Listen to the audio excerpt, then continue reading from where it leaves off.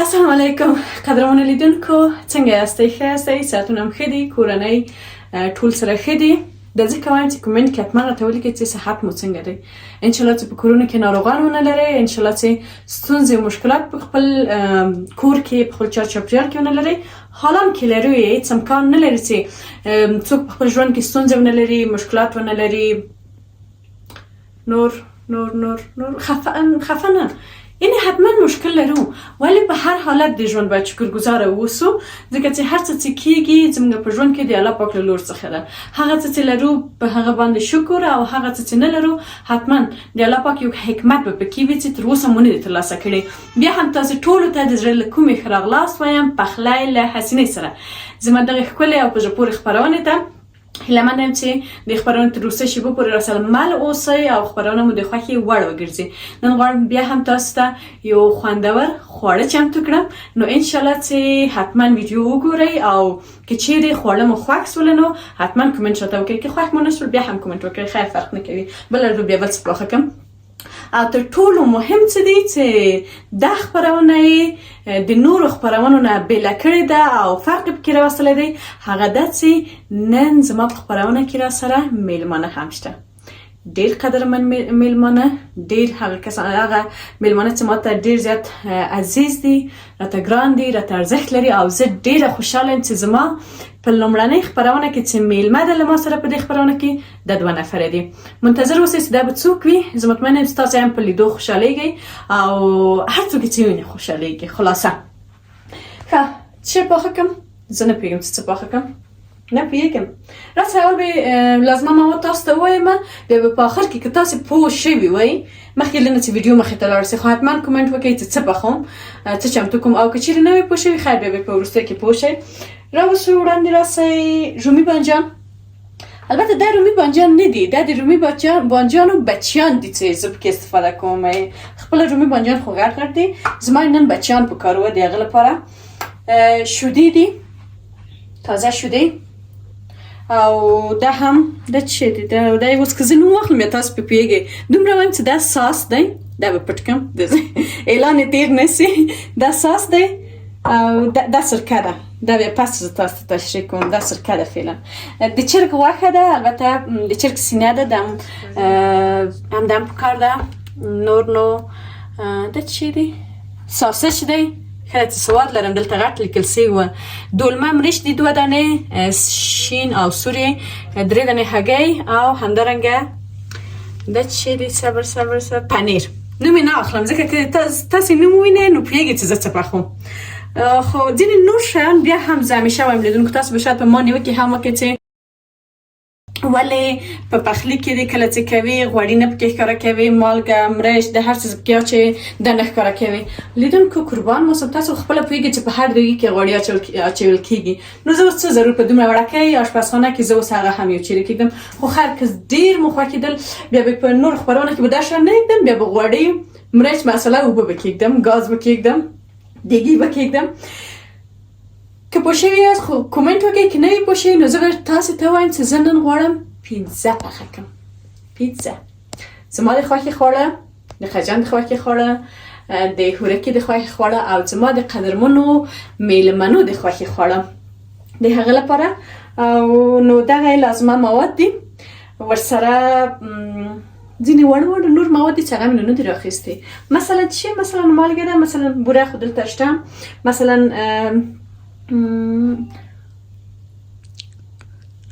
خمیر مایه کامرمند ته مې خدای خیر ورکړي چې هم کامرمند ده هم ډایرکټر ده او هم دغه د نقل خوراکوي دا هغه څیزونه دي چې پکې اچوم استفاده کوم تاسو هم راسره ملتیا وکړئ شاید تاسو به په بل ډول پخوئ زه په یو ساده ډول چمتو کوم چې تاسو حتما زده کړئ په داش کې پخېږي هغه کسان اوس مطمئنه په کابل ښار کې په ولایتونو کې دغه داشونه د ډوډۍ پخولو زښته زیات دي هر کور کې شته موږ هم درلودل خو اوس نشته ده خرڅم نو په هغه کې هم پخولی شي ډېر خوندور راځي مزهدار راځي ضرور نه چې همیشه رستورانتونو کې په لوړ قیمت موږ او تاسو وخورو کولی شو په کور کې په همغه د رستورانت قیمت څو دانې پیتزې پخې کړو او نوشیجانې کړو صحي هم دي مزهدار هم دي دې تر څنګ ټول نه مهم دیسکش هم دي لیدونکو قبل مې در ډول دیسکشونه استفاده کړې وه خو زه ډېره نارامه وم تاسو په فرمایش مې استفاده کړې وه. زه په دې دستکش کې نارامه یم. بیا قیجان خیر اوسي دا رقم مې هم راته راوړله. نو زه به نن له دې ډول دستکش نه ځان دې ول کار کړی ښه د دې دستکش نه به هم استفاده وکړم. دا دوه دلته کېږدم دا نور به په ځای کړم. په خپل کار به پیل وکړو. دا سرکه نه ده. تاسو فکر ونه کړئ چې دا سرکه ده. دا د کور ودانسې دا قیجان ماته د مڼې جوس تیار کړ. تازه مڼې له میدان ښار نه راغلې وې. نو قیجان ویل چې ته خو شکر غاښ نه لرې زړه شوې چې مڼه چک کې ویې خورې. زه به خیر زحمت وباسم تا ته به جوس تیار کړم. نو دا هم د مڼې جوس دی. زه به اول دا نوشیجان کړم چې اعصاب مې نورم آرامه سي او زه زر کار وکړم انرژي واخلم او تاسو ته خوندور پیتزا پخه کړم. ملتیا مې وکړئ. به به نوشیجان مو ډېر خوند کوي تازه. راځئ ملتیا مو وکړئ. ټول نه مهم څه باید وکړو؟ باید اول وړې خشتک وړه لامده کوو. مهمترین شی مې چې نه دي راوړي وړه دي. وړه خو تاسو پېژنئ تک سپین وړه دي. زه به راوړم خیر په کمره کې به در وښیم. نو اول به وړه لامده کوو. بیا وړه به 1 ساعت مکمل پرېږدو. بیا نور خبرې پسته کوم. اوس خو په اول کې نه کوم. اوس ویډیو به پرېښې وي چې دا موږ په ټوله خبر پوه شولو. راځئ پیل به له وړو څخه وکړو. قدرمنو شیدې هم اچوو په یو دیګي کې یا په هر څه کې چې تاسې ګرموئ. کاسه کې ګرموئ، دیګي کې ګرموئ، چای جوش کې ګرموئ. مقصد هدف دا چې باید شیدې لږ څه شیرګرمې سي. قدرمنو شروع کوو. بسم الله گفته دستکش به زه خلاص کړم او دا غټه کاسه مو راواخیستله. دې لپاره چې وړه کوو. دا چې د پیتزې په وړو کې څه اچول کېږي نو تاسو ښه په دقت سره راته غوږ ونیسئ. اول د ټول نه مهم موږ څه کوو؟ شیدې خو ما تاسو ته ویلې چې شیدې اول اخلو. د ټول نه مهم شیدې ګرموو. راخلو هګۍ 3 دانې. د کوم قالب کې چې زه پیتزا پخوم د قالب 2 دانې غواړم پاخه کړم او 3 دانې هګۍ ورته کفایت کوي. هګۍ مکمل اچوو. یعنی هم د هګۍ زیر هم سپینې دواړه کار دي. 3 دانې هګۍ مو ترې واچولې. ورپسې اخلو خمیر مایه اچوم. خمیر مایه ګورئ زه یو باریکي لري تاسو ته درته وایم ښه فکر ورته ونیسئ. که خمیر مایه مو پخوانۍ وه یعنې زړه وه د 3 میاشتو نه ډېر استفاده مو نه کړې وه نو تاسو کوشش وکئ چې ډېره واچوئ. مثلا اوس د 3 دانې هګۍ ته زه 1 قاشقه او ورسره نیمه قاشقه نور اچوم. ولی که چیرې خمیر مایم نوی و یعنی نوی پاکټم 1 هفته 2 هفته 1 میاشت 2 میاشت حتی تر 3 میاشتو نو نوی ماس کړی و بیا تاسو کم واچوئ. د دې لپاره چې خمیر مای خاصیت دا ده چې وړه پرسوي. دغه لپاره کمی کفایت کوي. ورسره ډیر کم اندازه مالګه. ګوري دغه ماسخوري قاشق ده. د ماسخوري قاشق په څوکه کې ډیر کم اندازه مالګه. دم لږ کمومه ډیر ښه دي نقص لري. او په دریم قدم کې هم قلم نه قدم که قلم ګوري وانه چوي چې ښه نه دي. اخلو بوره ګله اچوو. بوره نو که زه وایم چې ډېره واچوئ تاسو اوس داسې ونه کړئ چې د کیک په څېر واچوئ. 1 قاشقه او د نیمې نه هم لږ ډېره یعنې بوره یې دې لپاره اچوو چې طعم یې ښایسته کوي د ډوډۍ. دا مو واچوله. ورپسې به هم غوړي واچوو. 1 قاشقه 2 قاشقې 3 4 او 5 قاشق کفایت به وکړي.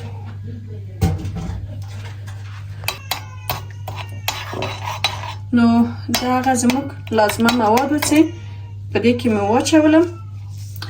مخکې له دې نه چې شیدې ور واچوم له دې ماشین سره که څوک دا ماشین لري ښه او ترښه برقی دستی هر رقم سی وي که نه وي مجبور نو بیا پنجه واخلئ او پنجه سره همداسې ښه ووهئ چې ښه ده مکس شي ډېره ښه. زه به نه غږېږم چې شاید غږ مې په سمه توګه ونه اورم.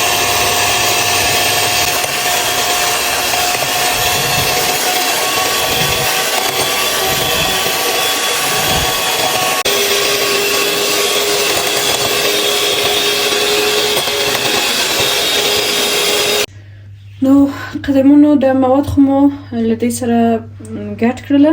اوس اخلو یو ګیلاس شیدې هم ورته اچوو او لږ څه نورې هم ګډوم.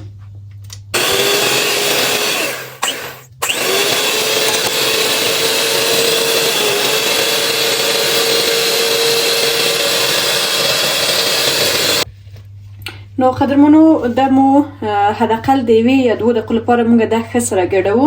د دې لپاره دلیل څه دی چې ګډوو یې او ښه مکس کوو چې دا بیا دغه خپله هګۍ زیړ او سپین چې څومره موږ وښوروو او له دې ماشین سره ګډ کړو بیا د دې خاصیت اخلي چې د خپله د پیزا مو پړسېږي.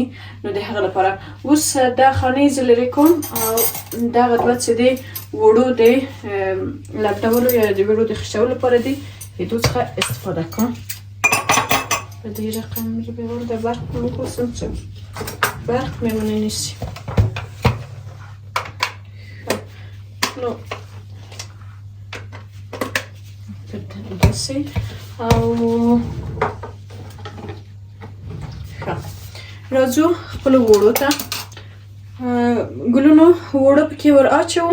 تاسو باید مخکې خو وړه نه وه، وړه دي له کومه سو وړه مې له همسایه نه راوړله او زه عادت لرم هر څه لپاره که آشکې، منتو، پیرکي، ډوډۍ یا پیتزا وي زه همیشه وړه خدای وکړه چې نه وي ما اخیستې وي یوه ورځ هم کېږي زه هغه حتما د دې جلک نه هغه باسم. نه پوهېږم چې دا ښه عادت دی که بد عادت دی خو زه لرم. هر څوک په ژوند کې عادتونه لري متفاوته. زما هم دا یو عادت دی. را بسو لږ لږ اچوو د دې لپاره چې سره مکس یا څومره اندازه هم چې پکار وي بیا به همون استفاده کوو. زه به اول لږ دا داسې وخورم چې باد نسي. په دې رقم سره البته په لاس یې هم ګډولی شو، په لاس هم اوړه پېشتولی شو، ولې دا چې زه د ماشین لرم نو ولې له ماشین څخه استفاده ونه کړم. لاس به مې شک شي که په لاس جوړ کړم، د ماشین سره دې شو.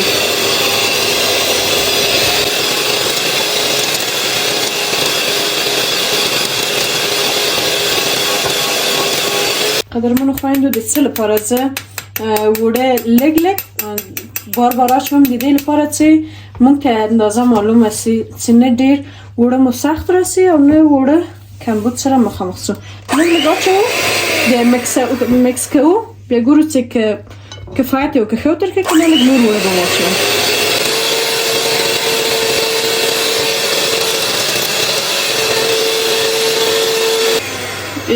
وروستي ځل لپاره لږ نور وړه هم اچوو بیا نو کفایت کوي.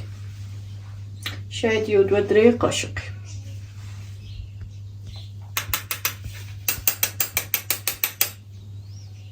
د پیتزې وړه نه باید نه ډېر نرم اوسي نه باید ډېر کلک هم ونه اوسي، برابر. دې کار لږ ډېر د زبلک جوس هم ورسره وچکم او کار به مې وکړم.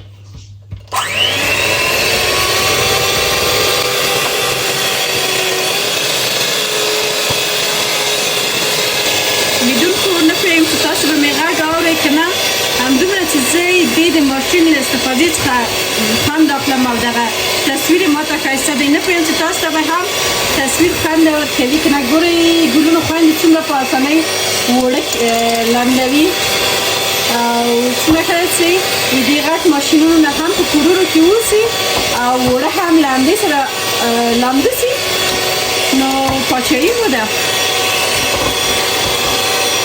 ما ډېر خوښېږي چې د نجونو لپاره اسانتیاوې رامنځته شي.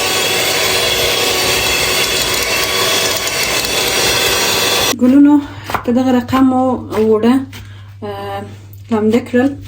دا هم د دې ماشین په استفاده او هم څه نه څه ما په لاس دا ښه سره لامده کړل، ځکه چې د پیزې اوړه خاصیت دا چې باید ښه ډېر مونږ هغه څه کړو لامده یې کړو چې ښه اوړه یې ښکلي راسي. اوس به نو د کاسې لاندې د اوړو څخه ما شاوخوا غوړي وښل او غوړه مې کړله. بیا مې دا اوړه پکې د بلې غټې کاسې نه، ځکه هغه ډېره غټه وه، نو همدا مناسبه ده، په دې مې کېښوده. اوس به یې هم پلاستیک کړو په دې رقم او د 1 ساعت لپاره یې پرېږدو. البته که د 1 ساعت نه هم ډېر سي ښه ده، خو 1 ساعت لپاره هم کفایت کوي تر څو دا ښه جوړ سي. موږ او تاسې به خپل نور کارونه شروع کړو. اوړه خو مو جوړ کړله، هغه مو پرېښودل چې ورسېږي د 1 ساعت لپاره. او دغه د چرګ غوښه څخه د چپس نه دا به زه راواخلم او جوش به ورکړو. جوش به ورکړو دې ته چې دا پخه سي.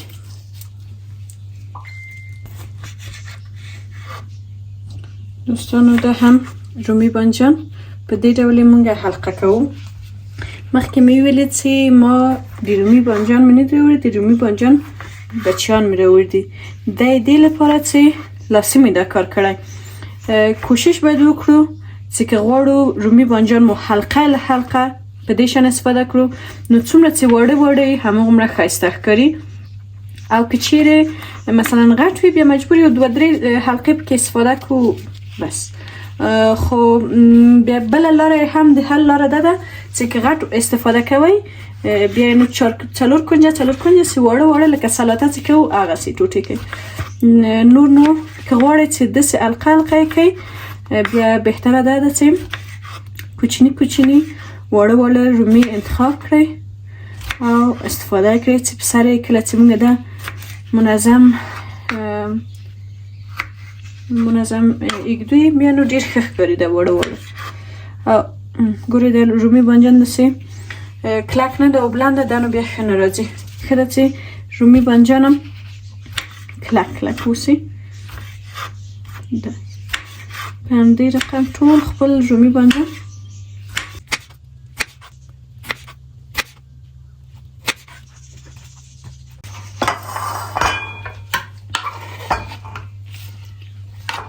رومي بانجان به په دې قاب کې واچوم او تخته به هم زه پاکه کړم. د دې لپاره چې غواړم دولمه مرچ پکې میده کړم. ټول خپل مواد چې موږ تاسو یې ټوټې کوو باید جدا جدا یې کېږدو. د دې لپاره چې غواړو بیا جدا جدا یې د اوړو په سر موږ کېږدو. څومره چې کولی شو رنګه رنګه دولمه مرچ پکې وکاروو، هماغومره مو پیزا رنګ او شکل ښکلی راځي. د رنګونو ترکیب د دې لامل کېږي چې پیزا ښکلې کېږي. خوند خو یې هسې هم خوندور کوي، خو رنګ هم ورسره ښایسته راځي. رومي بانجان مو حلقه حلقه کړل، ولې دولمه مرچ حلقه حلقه نه کوم بلکې داسې په دې شکل ګورئ نازک نازک ټوټې کوو. د دې لپاره نازک نازک ټوټې کوم چې ښه پاخه شي، ځکه موږ تاسو پوهېږو دولمه مرچ لږ څه سخت دي. او بیا هم وایم تاسو کولی شئ چې هر رقم مو چې خوښه وه دولمه مرچ ټوټې ټوټې کړئ، ولې په دې ډول کې ټوټې کړو د پیزې په سر ښایسته راځي. ولې باید د دانو ته یا تخمونو ته مو فکر وي چې دا بیا پکې ونه چوو چې بد ښکاري او ښه نه ده، نقص هم کوي. دا خو دولمه مرچ دي، ترخه نه دي، خواږه دي. خواږه هم نه چې بوره غوندې اوسي، خو خیر ښه مزه لري. ولې هغه کسان چې غواړي پیزا یې ترخه اوسي کولی شي تازه مرچ هم پکې وکاروئ. ولې نن چې په خپرونه کې زما کوم قدرمن میلمانه دي هغوی مرچ نه خوري متاسفانه، ترخه شان نسی خوړلی، البته نه خوښیږي. د هغه لپاره زه پکې تازه مرچ نه استفاده کوم. د دې لپاره چې بیا د خوړلو په وخت کې له چیز څخه استفاده کوم، له کیچپ څخه هم، او کیچپ خو هم ترخه دی، نو بیا دوه ترخه چې یوځای شي بیا بیخي ډېر ترخه کېږي. د هغه لپاره که څوک غواړي مرچ تازه پکې واچوي هم استفاده کولی شي، او هم ساده لکه موږ په شان هم پخولی شي.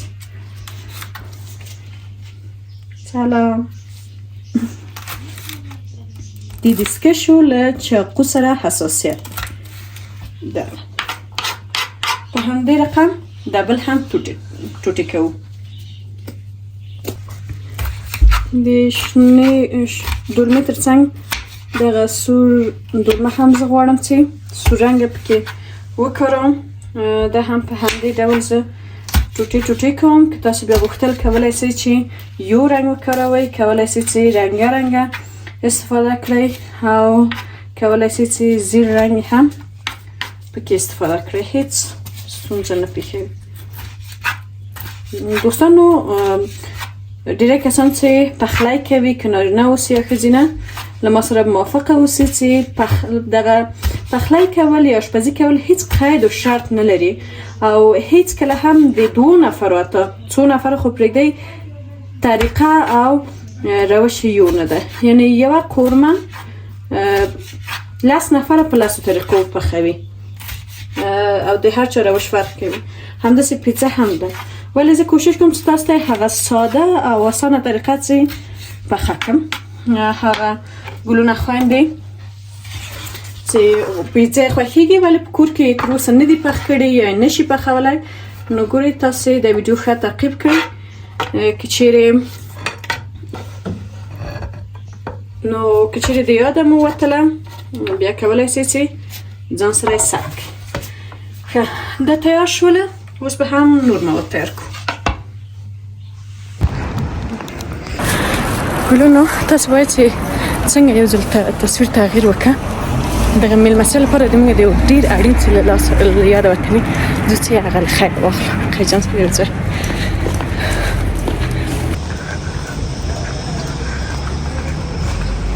ګلونو، قیجان داسې زه زر یو ځل د سپیان نه هسې ډارېږم چې اوس کوم سپی د شانه مې پښه ونیسي.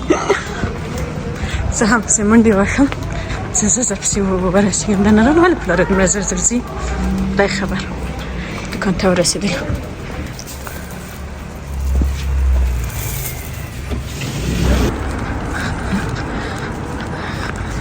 ګلونو، پسې مو واخیستله او بېرته په منډه کور ته روان یم. د دې لپاره چې مواد به مو چمتو سوله او اوړه به هم رسېدلي، نو لاړ سو د پیزې په جوړولو شروع کوم انشاءالله. که اوس تر کوره په خیر ورسېږو.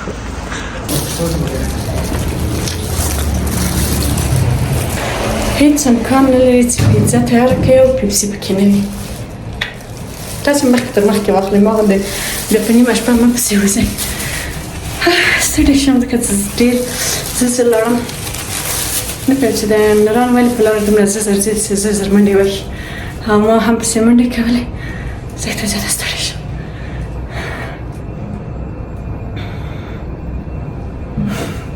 قدرمنو، موږ په خیر کور ته بېرته راورسېدلو. نوشابه مې له یاده وتلې وه. د هغه لپاره په نوشابې پسې لاړلو. تر هغو چې راتللو غوښه مو هم جوش سوې وه او ما راویستله چې یخه شي. نو ډېر ښه و. تر هغو چې راورسېدلو یخه سوله. په دغه شانم په دغه اندازه مې ټوټې کړله، او یوازې تور مرچ او وچ ګشنیز مې په سر ور واچوله. بیا به یې میکس کړو، ګډ به کړو او استفاده به ورنه وکړو. او د دې تر څنګ کله چې جوش کوم مې په اوبو کې مې مالګه اچولې وه. او اوس هم د ساسج هم راخلو او داسې ور نري ټوټې کوو. البته ساسج مو نه سره کړي دي، نه مو جوش کړي دي، هماغه په پیتزا کې پخیږي. ځینې کسان خوښیږي ساسج پکې استفاده کوي، ځینې کسان نه. یعنی د قید و شرط نه لري حتما باید استفاده سي، حتما استفاده نسي. چاته چې خوند ورکوي د چا چې خوښیږي استفاده دې کړي، او د چا هم چې نه خوښیږي کولی سي چې وینه کاروي. خو خوندور دي، د همغه لپاره زه ګټه ترې اخلم. او همدارنګه تاسو لکه څنګه چې وینئ زه به لازمه مواد وار وار سره تکراروم چې کومو ګلونو خویندو یا ورونو چې ویډیو نه لیدلي یا مثلا نوی پرې پوه شوي چې پوه شي. رومي بانجان مو هم حلقه کړي، ورسره مو دولمه مرچ هم لکه څنګه ستاسو په تصویر کې وینئ په همدغه ډول په همدې سایز او اندازه ټوټې ټوټې کړي دي. او غوښه مو هم جوړ کړله، یوازې همدا ساسج پکې دي. ساسج مې چې ټوټې کړله بیا بالاخره وړو په لور لاس وګورو چې د وړو 1 ساعت خو پوره ده، یعنې تقریبا 1 ساعت و 20 دقیقې سوله، نو دا ډېر ښه ده. څومره چې وړه مو ډېر دم ته پرېږدو چې ورسېږي هماغه اندازه باندې بیا ښه راځي. سجان هم نور نو نارامیده، ما هم ځان سره اشپزخانې ته راوړ، تاسو به غږ اورئ. فکر کوم همدومره کفایت کوي که چیرې او همدومره بیخي بسنه کوي.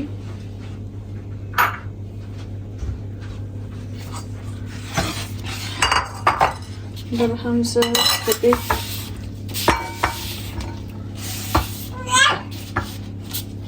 د دې پسر هم دوستانو د دې لپاره چې خوند ښه راسي ډېر کم اندازه مالګه اچوم، ډېر کمه، زیاته نه. او همدارنګه لږ څه وچ ګشنیز دی د لامل کېږي چې خپل خوند ټول سره سي. دا به زه لږ ګوښه کېږدم، وړه به دلته راوړو. ماشاءالله دا د وړه هم هغه څنګه چې باید وي هماغسې رسېدلي دي. تاسو وینئ چې پړسېدلي. تخته به ورته راواخلو.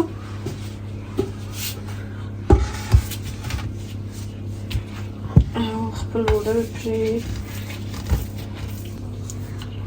ګلونو وړه خو کله چې ورسېدل بیا هم لږ داسې یو بل سره وښو تر څو ښه ښکلې سي، او څومره چې د پیتزې وړه یو بل سره ووښل سي هماغومره ښه شی راځي.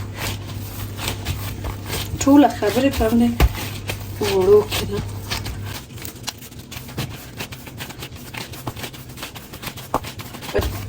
ښه ساجقې سي، او ساجقې په څه باندې کېږي چې موږ یو بل سره ښه داسې ووښو. تاسو نو څه غږ مو ورنه باسئ. ښه اوس به د دې لپاره چې ما 2 ځغلې پکار دي، او دا خو ډېره غټه ځغله ده، نو زه دا اخلم پرې کوم.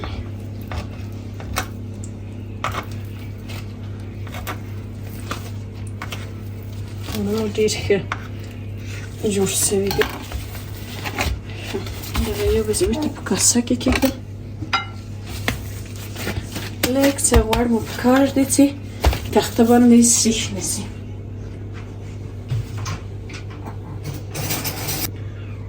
لږ څه غوړي اچوو د دې لپاره چې سریښ نه سي په تخته باندې وړه مو، او لږ څه یې دلته اوروو چې کار مو اسانه سي. بیا به یې ورسره لږ نه په قالب کې واچوو. د دې لپاره چې وړه مو سخت لاندې کړي دي، نو بیا په قالب کې سخت کېږي.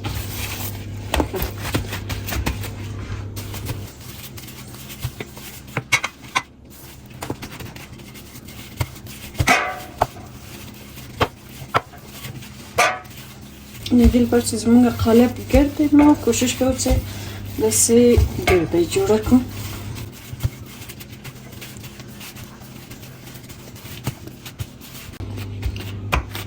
قدرمنو پیزې وړه مو داسې په قالب کې اوار کړلم او دې لپاره چې دا غوړ دی او ډېر مونږه یعنې لامده کړل نو دغه لپاره لږ څه ځان ټولوي نو باید لږ حوصله ورته وکړو او په دغه توګه داسې اوار کړو او نري کړو تر څو په ټول قالب کې برابر راسي.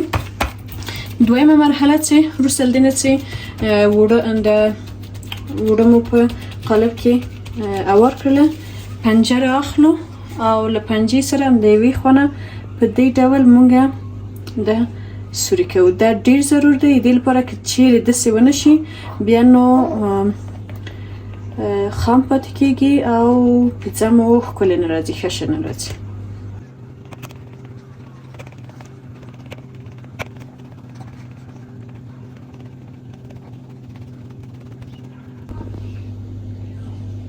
وروسته له دې نه چې دا مو پنجې سره په دې شکل جوړ کړله دا دلخوا دي سیادانه او دا مواد هغه کسان چې غواړي استفاده کړي کولی شي پکې واچوي او کوم کسان هم چې نه خوښیږي نه دی اچوي. ولې یو موضوع ته باید دقت وکړو چې دا ډېر ګرم دی نو اوس خو هوا سړه ده کولی شو چې ورنه استفاده کړو ولې په ګرمۍ کې خصوص څوک چې لوړ فشار لري هغوی دې نه کاروي ځکه چې بیا نو ستونزې رامنځته کوي. زه هم ډېر کم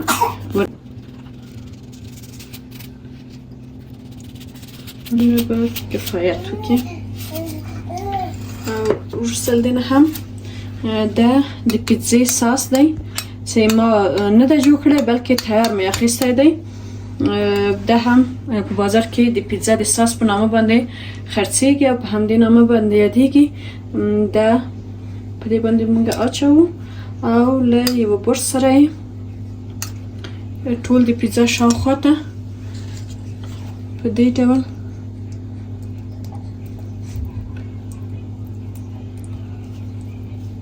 دا رقم دا هم طعم یې لږ څه تریخ دی نو په برابر باید استفاده شي. په هر څه کې لیدونکو نه باید ډېر افراط وکړو نه ډېر تفریط.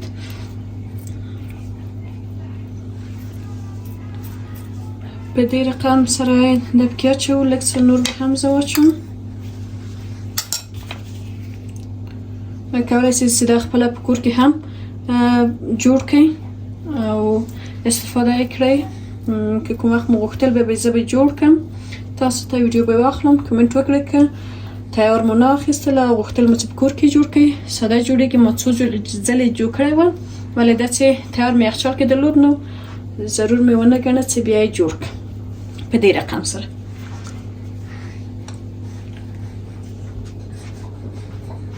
وروسته له دې نه چې دا مو ساس پرې واچوله راځو بل قدم کې هم د پیزا پنیرو ته. پیزا پنیر تاسو په ډېر راحته کولی شئ چې له بازار څخه په همدې نامه پیدا کړئ یا ترلاسه کړئ. دا هم دلخوا ده هغه کسان چې غواړي پنیر ډېر واچوي نو ډېر هم واچولی شي او کم هم خو زه متوسط اچوم ځکه چې کوم قدرمن میلمانه مې چې دي نو هغوی دپاره غوړ دومره ښه نه دي. دا پنیر مې دلته کېږدم دې لپاره چې وروسته مې بیا هم په کار کېږي رابسم غوښې ته. وروسته له دې نه چې پنیر مو واچوله دغه کوم د چرګ غوښه مو چې البته جوش کړې ده او ټوټې کړې مې ده دا په همدې ډول مونږه سره اچوو خو په متوسطه توګه باید واچوو که ډېر زیات هم سي بیا خوند نه کوي او که کم هم اوسي. او وروسته له دې نه هم رومي بانجان اچوم. رومي بانجان نو لږ وخت نیسي دې لپاره چې په منظمه توګه باید داسې حلقه حلقه یې کېږدو. موسی جان ورو نارامي ډېره شوله زه به موسی راوړم میلمنو ته لږ دوه دانې دي او بېرته به زر په منډه راسم بیا به ادامه ورکړو. ښه په دغه ډول تاسو کولی شئ چې رومي بانجان کېږدئ فاصله پکې ورکوو او په دغه رقم فکر کوم کفایت به وکړي.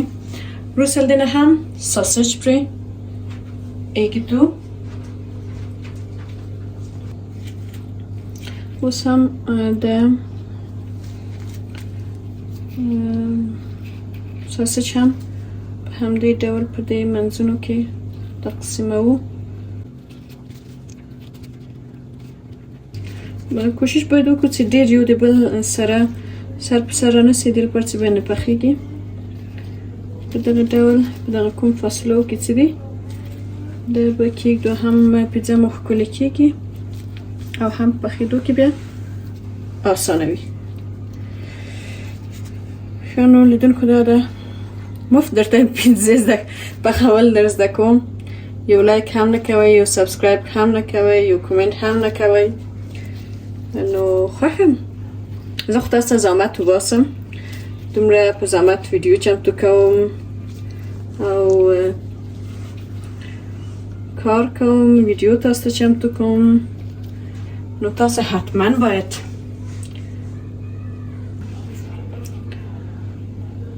هم لطف وکړئ، کومنټ وکړئ، سبسکرایب کړئ، ویډیو شیر کړئ، ترڅو زه هم مثبت انرژي واخلم او ښکلې ښکلې ویډیوګان تاسو ته چمتو کړم.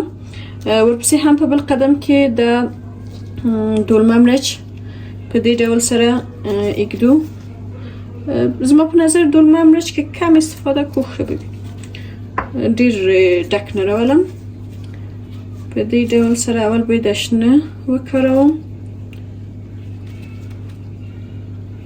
او وروسته له هغه نه هم ښه بس اوس به نو د منځ کې سرو څخه استفاده وکړو که د سرو په جای زیړ وي خو بیخي ښه وي، ځکه دې لپاره چې رومي بانجان هم سره دي نو د سرو رنګ یو د بل سره ګډېږي، ولې که چیرې زیړ وي نو مطمئنه یم چې ډېر ښایسته رنګ به راوباسي، کفایت کوي. او وروسته دې هم بیرته دې ټولو په سر مونږه د پنیر یو لایه نور داسې اچوو. بیا هم وایم لیدونکو که چیرې غواړئ چې کم پنیر استفاده کړئ هم دلخوا ده، که ډېر خو نه پوهېږم زما کم خوښېږي. د ما لپاره زه د رستورانتونو پیزې په ډېر اسانۍ نشم خوړلی. یو وخت مې پیزا نه خوړله، خاص دې لپاره چې هلته دغه پنیر ډېر استفاده کېږي. فکر کوم کفایت به وکړي او انشاءالله چې کوم څه مو له یاده نه وي وتلي.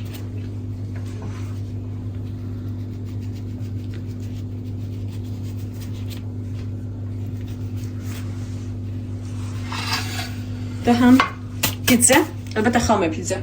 منتظر اوسئ چې د داش کې کېږدم او پخه شي. نو داش مو یو 15 دقیقې مخکې لګولی دی چې لږ څه حرارت ګرم شي. اوس یوازې د داش لاندې شوله ورته لګوو، دې لپاره چې که سر یې ولګوو پنیر زر پخیږي، بیا لاندې ډوډۍ مو نه پخیږي. نو اول لاندې لګوو یو څو دقیقې، البته چک کوو یې. پیزا هیڅکله هم څوک نشي ویلی، هیڅ آشپز چې په لسو په 20 دقیقو کې پخیږي. همیشه باید 2 دقیقې بعد چک سي. هر کله چې لاندې ډوډۍ پخه شوله وروسته له هغه نه پاس هم لګوو، بیا پاس نو ډېر زر پخیږي، ځکه ټول مواد پاخه دي نو پاس به زر په اسانۍ پخیږي. مهم لاندې ده.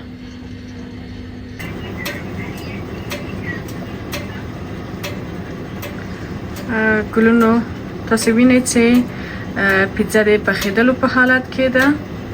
اوس هم یو څو دقیقې وخت غواړي ترڅو په پوره ډول پیزا مو چمتو سي او پخه سي.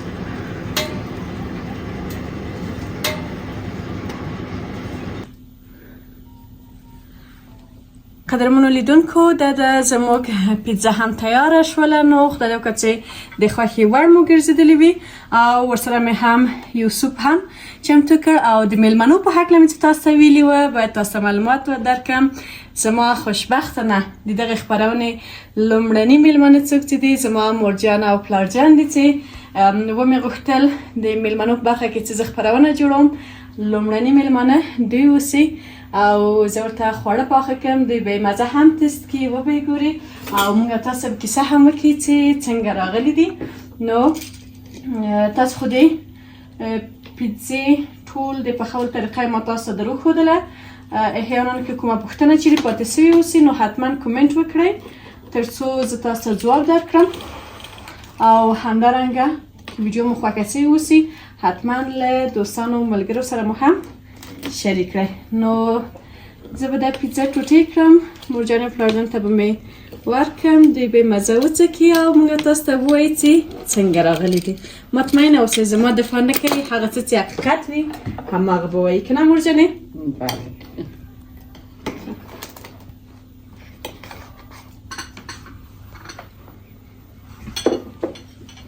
دا به واچوم او ورسره لږ څه کیچپ. مورجان به مې تر هغه وخوري او زه به مې پلارجان ته هم دا یوه ټوټه واچوم، دوی به یې مزه وڅکي او وبه وایي. نوش جان مهرباني. زه به تر هغه سوپ راواخلم او سوپ به ټول ته واچوم. سوپ خو ګرچې تیار سوپ و، دومره ما پکې زحمت نه ده ویستلی، دا ډېر راحت تاسې په بازار کې پیدا کولی شئ او د داسې یو خوړو لپاره سوپ نو ډېر ښه وي، خوند هم کوي. مورجانې څنګه ده خوند یې؟ نسیمه جان ماشاءالله ډېر مزهدار، ډېر خوندوره نه پیزا، ډېره ښه یم. ښه پدر جان څنګه و مزه یې خوند یې کوه؟ خیر ده، نه خیر اوسي، ډېره خیر ده، خیر اوسي، مننه. نوش جان لیدونکو، د پلارجان مې عموما ماته کړې ډوډۍ ډېره خوښېږي، مثلا شوروا، خو ما ورته ویل چې خیر پلارجانه زه به نن لږ څه متفاوت خواړه تاسو ته پاخه کړم، بیا بالخیره شوروا خو هر وخت پخولی سو او د هغې لپاره به مې غوښتل داسې یو خواړه ورته پاخه کړم چې لږ څه زحمت ولري. نو لیدونکو مننه ډېره زیاته. ایله کوم شکر چې یاستئ، الله پاک دې تاسو ته ډېر عمر درکړي. او قدرمن لیدونکو ځانګړې مننه کوم چې تر دې دمه له موږ سره وئ او زموږ د پخلي خپرونه مو ولیدله. هیله منم چې د خوښې وړ مو ګرځېدلې اوسي. تر بلې خپرونې چې بیا هم زه حسینه همدا ستاسې په درانه چوپړ کې حاضرېږم. تاسې ټول په لوی او بښونکي څښتن تعالی سپارم. الله مو مل شه، ښه وختونه.